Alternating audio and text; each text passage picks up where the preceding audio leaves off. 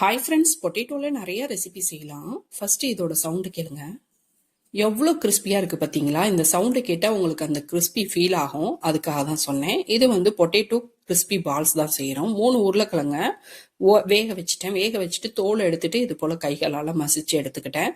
ஒரே ஒரு கேரட் துருவி சேர்த்துக்கிட்டேன். ஒரு குடமிளகா பாதி கட் பண்ணி சேர்த்துக்கிட்டேன். சின்ன சின்னதாக சாப் பண்ணி மூவர்ண பொடி மாதிரி அழகாக செட் பண்ணியிருக்கேன் பார்த்தீங்களா? உங்களுக்கு வேணும்னா நீங்கள் காய்கறிகளை வதக்கி கூட சேர்த்துக்கலாம். உப்புத்தூள், மஞ்சள் தூள், மிளகாய்த்தூள், ஜீரகத்தூள், மல்லித்தூள், பட்டை, கிராம்பு, ஏலக்காய் பவுடர் பண்ணது. இதுலேயே கருவேப்பிலை, மல்லி இலை, அடுத்து வந்து பச்சை மிளகாலாம் சேர்க்கறதுனா நீங்கள் விருப்பப்பட்டால் சேர்த்துக்கலாம். இல்லை சிக்கன், மட்டன் வேக வச்சு உள்ள ஸ்டஃபிங் கொடுத்துக்கலாம்.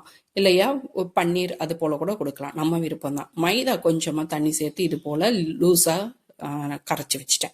அது போல் ஒரு எக்கில் மஞ்சள் தூளும் உப்பு தூளும் சேர்த்து இது போல் பீட் பண்ணி வச்சுட்டேன். நான் 2 இதுலையும் டிப் பண்ணி பார்த்துட்டு எப்படி வருதுன்னு சொல்கிறதுக்காக தான் ஒரு 5 பிரெட் எடுத்துகிட்டு இந்த ஓரத்தில் இருக்கக்கூடிய ப்ரௌன் பகுதி எல்லாத்தையும் எடுத்துகிட்டு ஒயிட் பிரெட் ஒன்று மட்டும் ஒரு 4 பீஸாக பிச்சு போட்டு ஒரே ஒரு ஓட்டி எடுத்துட்டோம்னாக்கா இது போல் பிரெட் க்ரம்ஸ் ரெடி ஆகிடும். அந்த ஓரங்களில் இருக்கக்கூடிய ப்ரௌன் பகுதியை வறுக்கும் போது இன்னும் டார்க் ஆகிடும். அதுக்காக தான் ஓரத்தில் இருக்கிற ப்ரௌன் பகுதியை எடுத்துட்டேன்.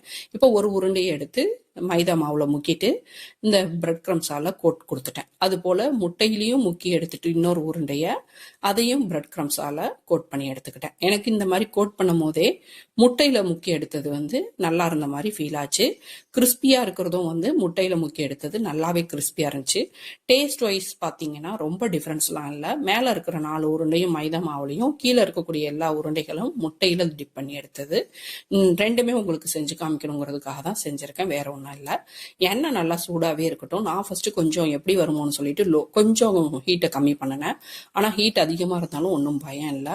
நம்ம ஒரு பக்கம் லைட்டாக கலர் சேஞ்ச் ஆகும் போதே அடுத்த பக்கம் திருப்பி போட்டுட்டோம்னா சேஃபாக அழகாக எடுத்துடலாம்.